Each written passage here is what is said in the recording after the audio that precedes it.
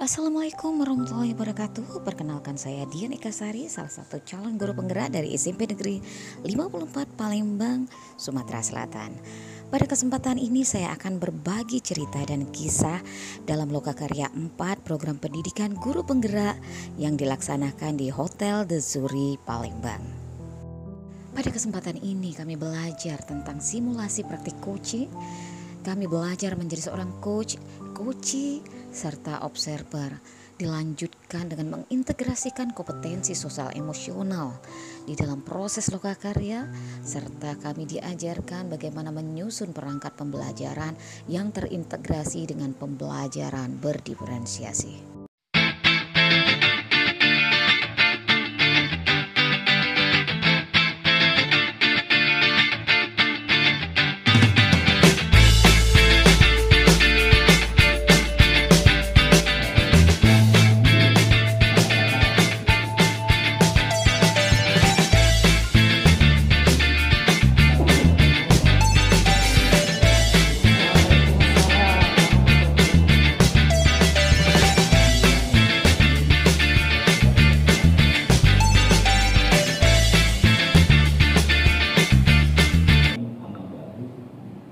Yang saya hormati Bapak Ibu penyamping, ada Pak Gede, Ibu Dia, dan Ibu Novi.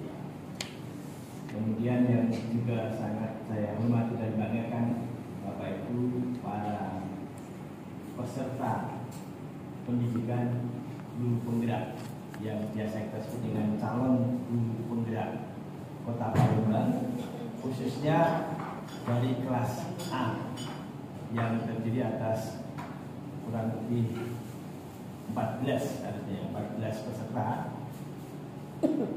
Namun pada hari ini kemarin dilaporkan ada satu yang tidak bisa hadir karena baru saja melaksanakan operasi medis sehingga tidak memungkinkan untuk hadir bersama kita pada hari ini. Kita doakan semoga beliau segera mendapatkan kesembuhan dan pulih seperti hal semula ketika beliau belum sakit. Amin.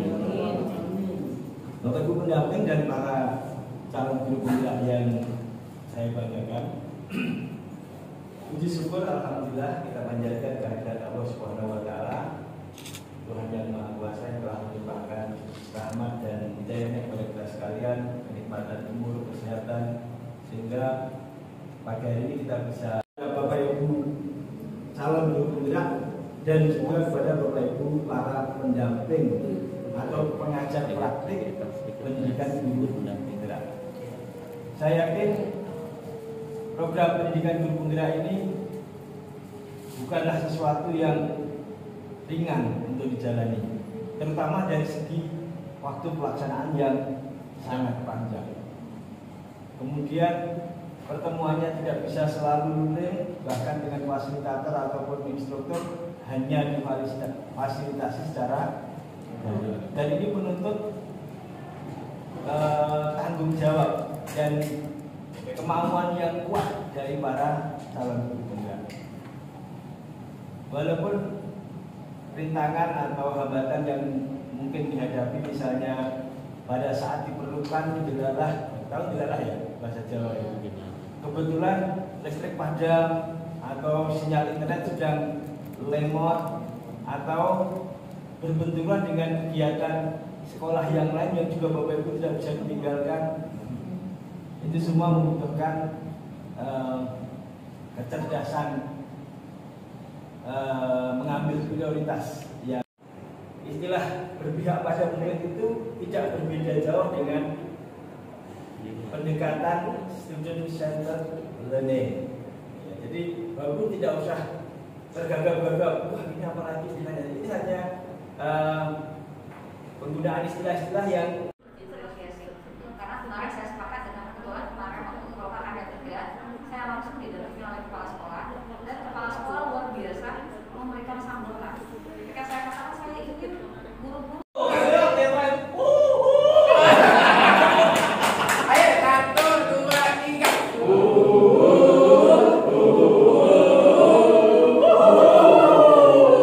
Sambungkan tiga-tiganya, 1, 2, 3.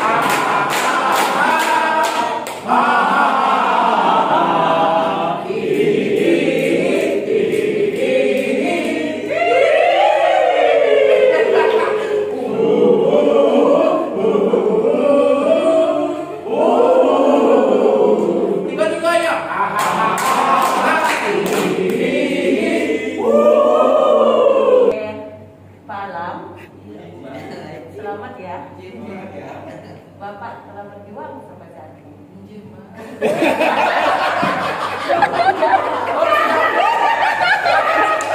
Tidak mudah, tapi Bapak bisa.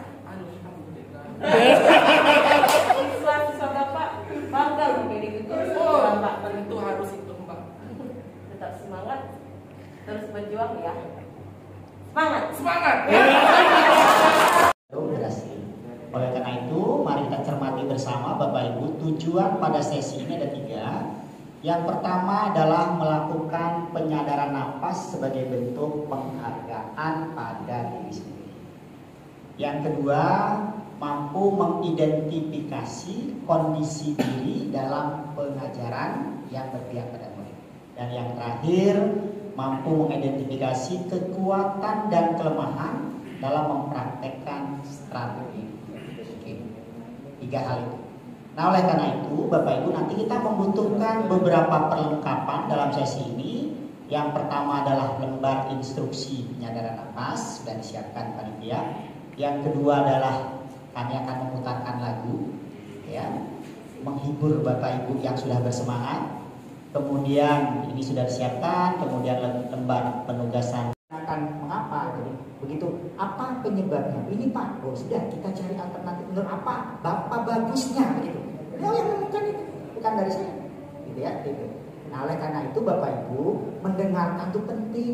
Jadi kalau kita ngobrol dengan kawan, apalagi pada saat kucing, hindari Bapak Ibu ngomong dan jingok mukonya. Jangan megang HP. Ya. Itu sebenarnya salah satu Bapak Ibu, kalau kita melakukan kucing, jangan yang pas jawab HP sepanjangan, yang sebelahnya sibuk. Ada mah itu? Nah kalau yang merasa tapi jangan lagi. Aku nak tegur dan rumah gaya. Jadi aku nanya dia sibuk megang HP. Itu salah satu. Jadi kalau nanti Bapak Ibu melakukan kucing, Bapak Ibu harus memberikan perhatian penuh seutuhnya. Badan Bapak ada di situ, jiwa Bapak ada di situ. Bapak bisa merasa. Bacanya 1 menit. Setelah itu mulai prakteknya. Proses prakteknya itu 7 menit. 7 kali 3 21 tambah 3 24. 6 menitnya kita gunakan nanti untuk maju. Dia tuh akhirnya menghadap belakang, pasti kan idealnya mah itu. Kemudian izin ya, punya waktu kan sekarang? Alhamdulillah, insya Allah. Jadi apa tujuan Pak Ferry datang ke sini? Saya ini pengen dapat masalah dari apa yang sedang saya hadapi sekarang. Apa yang saat ini Pak Ferry hadapi? Menurut informasi dari kawan-kawan sejawat, saya ini kalau ngajar terlalu banyak ceramah dan sering banyak memberikan tugas kepada siswa. Menurut Pak Ferry dengan masukan tadi, apa yang sudah Pak Ferry lakukan? Saya lakukan, ya saya sudah berusaha untuk jangan terlalu banyak ceramah dalam mengajar. Menurut saya sudah melakukan itu, tapi itu asumsi dari rekan sejawat dan siswa. Saya ini masih termasuk yang sering sekali mendominasi dalam pembelajaran. Kan tadi Pak Ferry mengatakan sudah melakukan. Nah, apa yang Bapak lakukan itu? Antara lain, pada saat saya mengajar, jadi bantuan-bantuan yang saya berikan kepada siswa itu saya kurangi, ya. Saya kurangi. Saya lebih banyak menyuruh siswa untuk membaca atau mengerjakan apa yang untuk mengurangi dominasi saya di dalam kegiatan pembelajaran. Sekarang model pembelajaran apa yang Bapak terapkan ketika pelaksanaan pembelajaran di kelas? Kalau model pembelajarannya, sebenarnya saya mencoba menerapkan model kooperatif kemudian. Cooperative learning, ya. Tapi masih juga terasa bagi siswa bahwa saya tidaknya bercerita kalau bahasa Palembang dibandingkan dengan melakukan langkah-langkah pembelajaran itu. Apakah Bapak pernah mengetahui model pembelajaran yang biasanya diterapkan dalam kurikulum 2013? Kalau menurut saya itu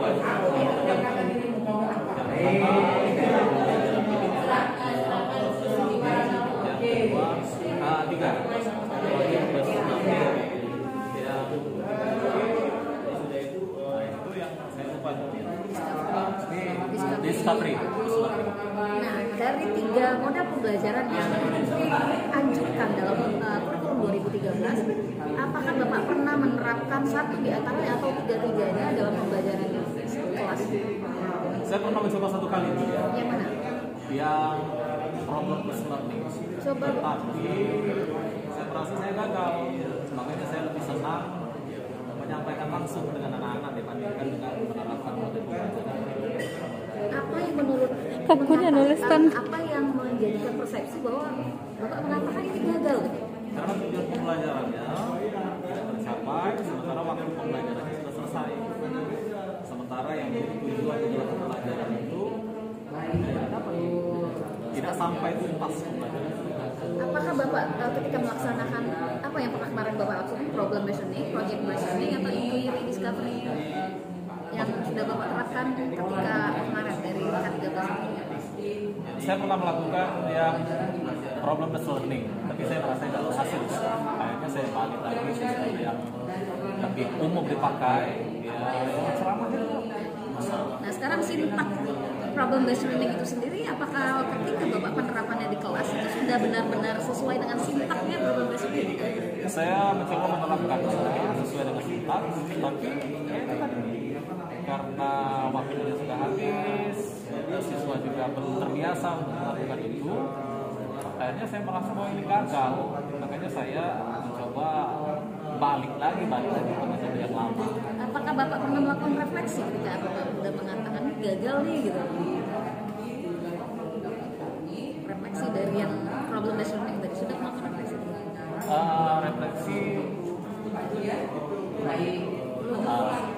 Jadi menurut Bapak dari temuan-temuan tadi, rencana Bapak agar Bapak mengurangi nih ceramah, karena saat ini kan kita student center, Bapak tahu sendiri kan student center. Nah, jadi dari temuan-temuan Bapak tadi, apa rencana Bapak sehingga meminimalisir ceramah? Bukan saya katakan ceramah bukan tidak bagus ya, meminimalisir.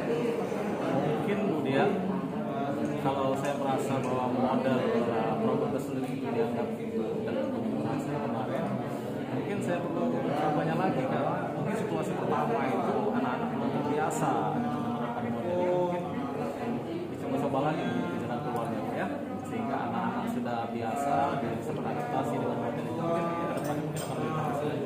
Nah, kira-kira siapa yang bisa membantu Bapak agar pelaksanaan program based learning ini tadi bisa diterapkan di kelas?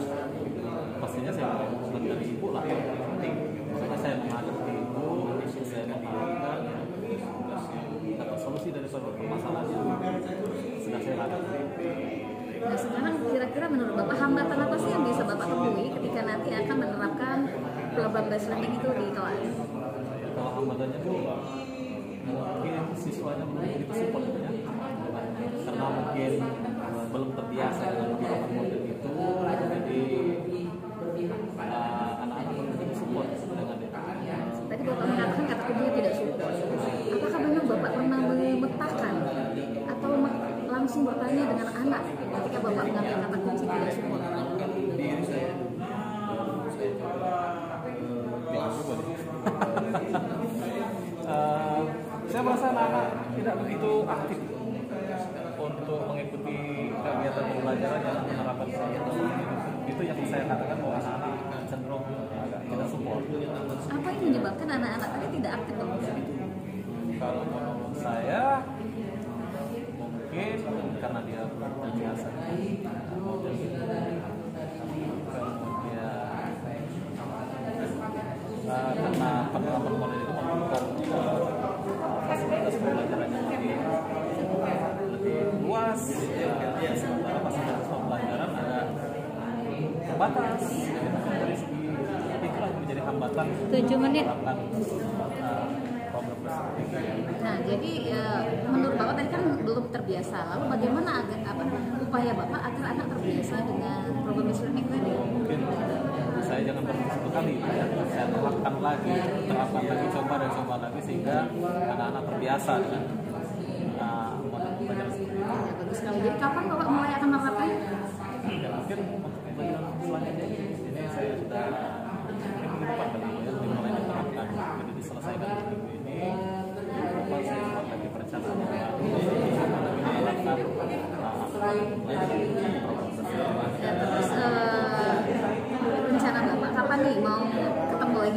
melihat sejauh mana praktik Bapak dalam penerapan lagi ya. Jadi kalau ini saya coba, kan saya coba, saya akan konsultasikan lagi dulu.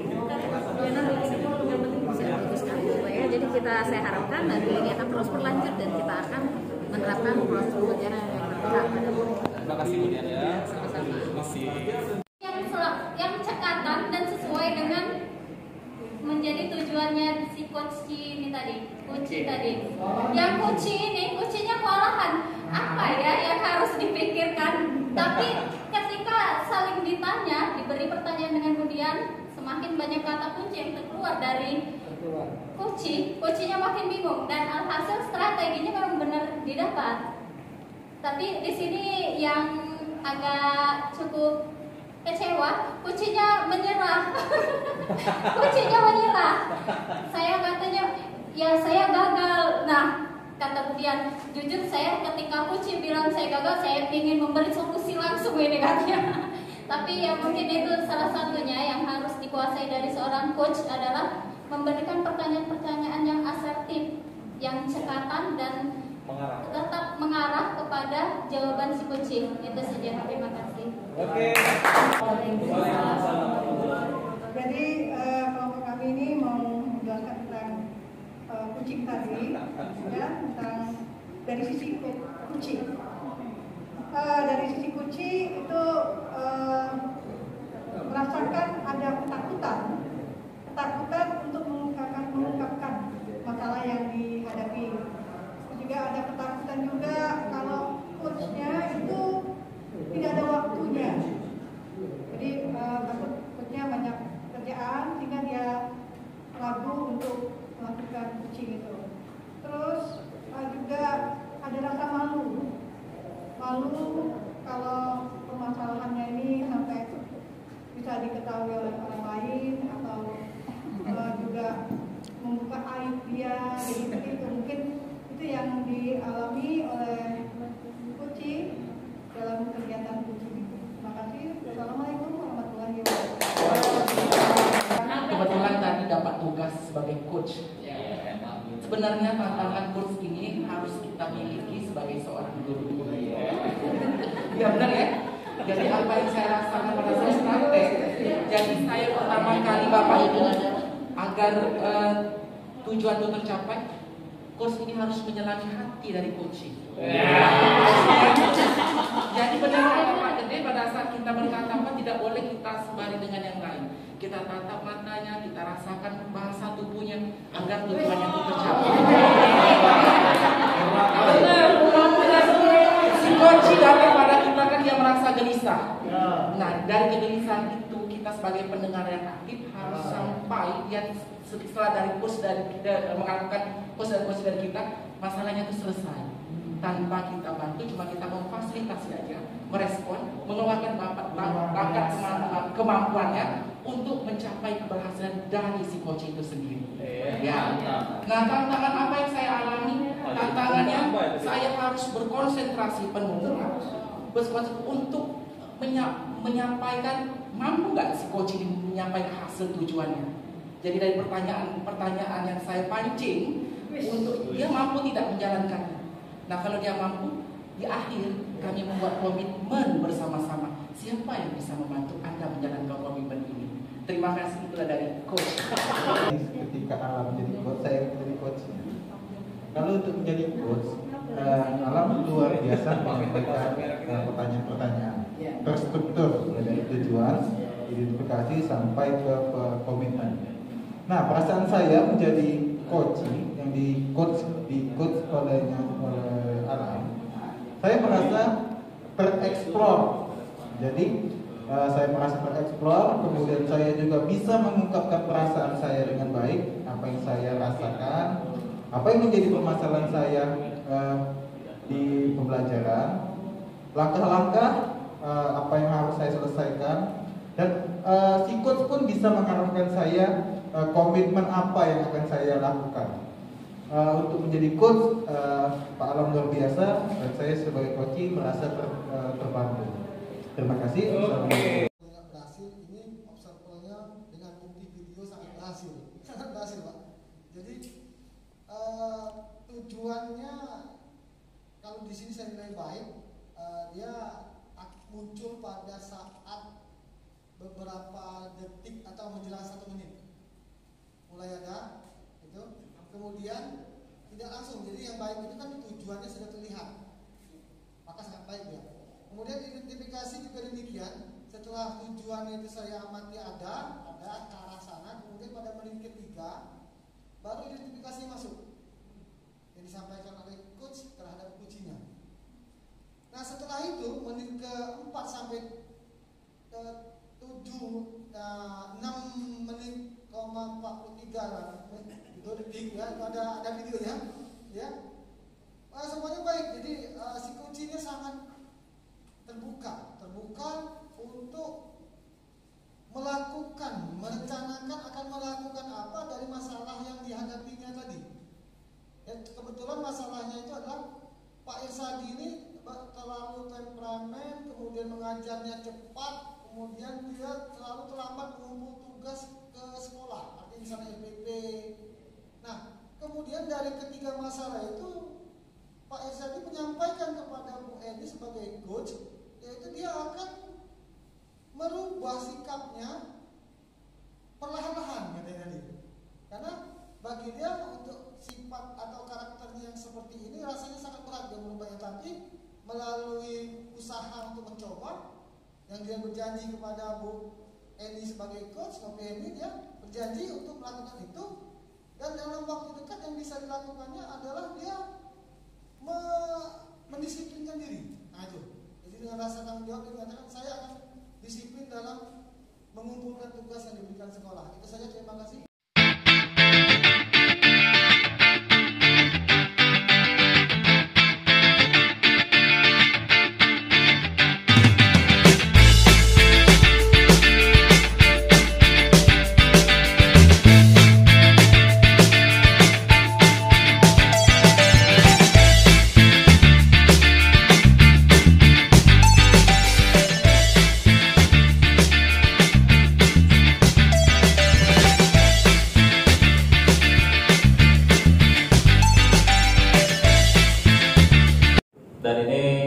Aktivitas coaching ini akan terus saya terapkan di kelas dengan siswa saya. Kemudian saya belajar coaching terus terang dari Ibu Dian, dan ini menjadi inspirasi bagi saya. Ibu Dian ini sangat mahir untuk menggali pertanyaan.